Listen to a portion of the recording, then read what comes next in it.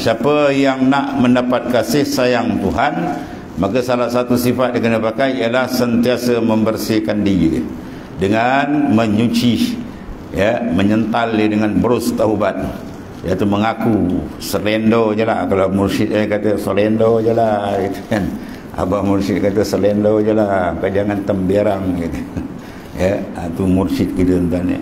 Abah mursyid kata selendo, angkat tangan aja lah, dia kata. Mengaku je lah silap kita, jahat kita, leka kita, lalai kita, cinta ke dunia kuat, mengaku je lah, gitu. Ya, dia cakap tu berlepuk tu kepala kita kena ni.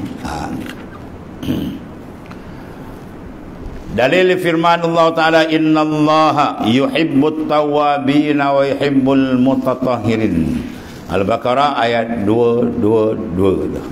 Bahawasanya Allah Subhanahu Wa Ta'ala kasih akan orang yang banyak taubat, sebagai tawab atau wazan fa'alun, mana sirah mubalarah, mana banyak taubat, sikit-sikit dia minta ampun, sikit-sikit dia bertaubat, maka Allah Ta'ala kasih, ya.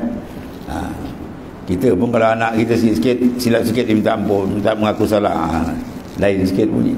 Kalau jenis degil ni buat salah, dia buat dah betul tanya tak mengaku lah, oh tu nak kena penampau je.